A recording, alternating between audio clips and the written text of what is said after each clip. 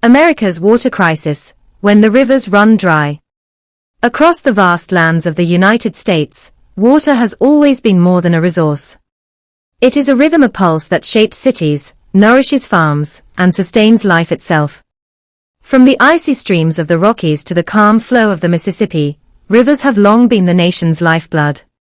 But today, that pulse is weakening. Rivers that once carved canyons and carried dreams are now struggling to survive their own journey. In parts of America, the flow has slowed, and in some places, it has stopped altogether. This is the story of a quiet emergency, a slow, unfolding crisis where the rivers run dry.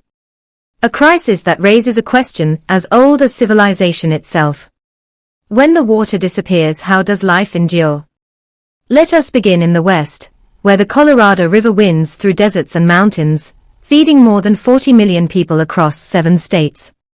For centuries, it was considered eternal, a force of nature too vast to be tamed. Yet now, the river tells a different story. Satellite images show it shrinking. Dams and reservoirs once full are sinking into the mud. The Great Lake Mead, America's largest reservoir, has receded so far that ghostly white rings mark where water once touched stone. It is not a sudden collapse, but a quiet draining drop by drop, year after year. Rising heat, long droughts, and human demand have pushed the river to its limits. And the same story repeats itself across the land. The Rio Grande, once a proud border river, now dries out before it can even reach the sea. The mighty Mississippi, swollen with spring rains, now faces saltwater creeping inland as its flow weakens downstream. America's rivers are whispering a warning, and few are listening. Heat is the silent architect of this crisis. As temperatures rise, more water evaporates from lakes and soils. Snowpacks melt too early, leaving rivers thirsty by summer's end. And the land once fertile begins to crack under the weight of thirst. In the Central Valley of California, farmers walk across dry fields that once glistened with irrigation. Each year, they dig deeper wells, chasing groundwater that is slipping further from reach.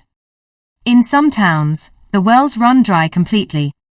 And in the Southwest, communities built on the promise of desert life, Phoenix, Las Vegas, Tucson, are learning how fragile that promise has become. Water, once abundant, is now measured, traded, rationed. It has become not only a necessity, but a currency of survival. Yet even in dryness, life finds a way. The desert is not lifeless, it is simply quiet, deliberate, and wise in its use of water. Cacti store moisture deep within their spines, conserving every drop. Creosote bushes close their pores to survive weeks without rain. Animals emerge at night, avoiding the heat, and dig burrows to find cooler ground. Even the smallest beetles, like those of the Mojave, collect dew from morning fog upon their shells, turning droplets into drinkable water.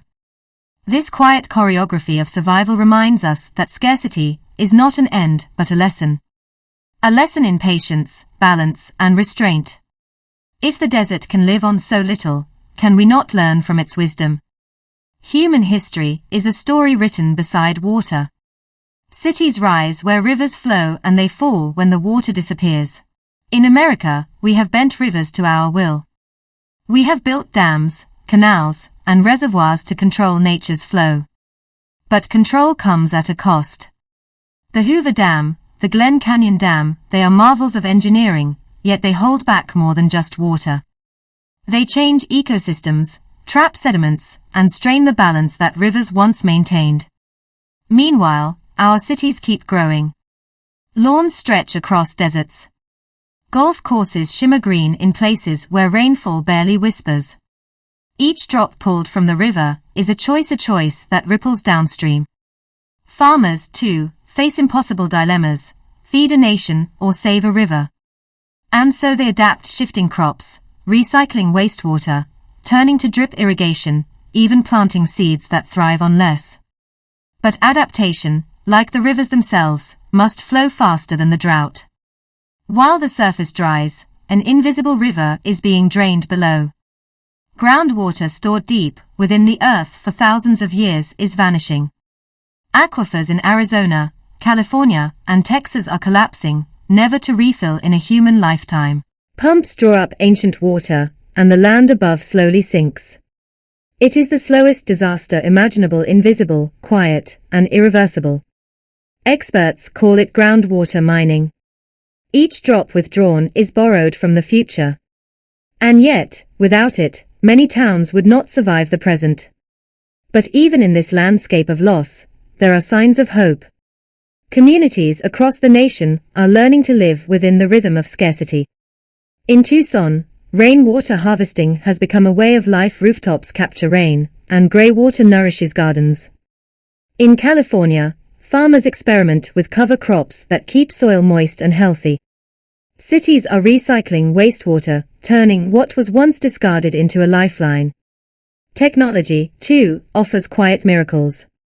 Desalination plants transform seawater into drinkable water. Smart irrigation systems deliver water drop by drop, guided by satellites and sensors. And across the nation, a growing awareness blooms that conservation is not sacrifice, but survival. A river is more than water. It is connection between mountain and valley, land and sea, human and nature. When rivers run dry, it is not only a physical loss, but a spiritual one. The loss of flow mirrors the loss of balance between what we take and what we return. Between the pace of human ambition and the patience of nature's design. The lesson is simple, yet profound. If we want our rivers to live, we must learn to flow with them, not against them. And so, as the sun sets over a quiet riverbed, we are left with a question. Can life endure when the rivers run dry? The answer lies in what we choose to do next.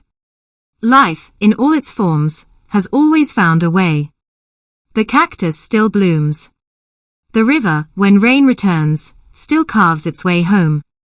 And humans, though often reckless, are capable of reflection, innovation, and change.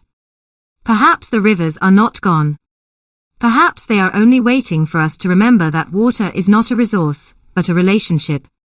In the end, every drop carries a story. A story of time, of patience, and of renewal. And maybe, if we listen closely enough, we can still hear the faint murmur of the rivers, calling us back to balance. I am Muskan Babar, and you are watching my YouTube channel FactZone.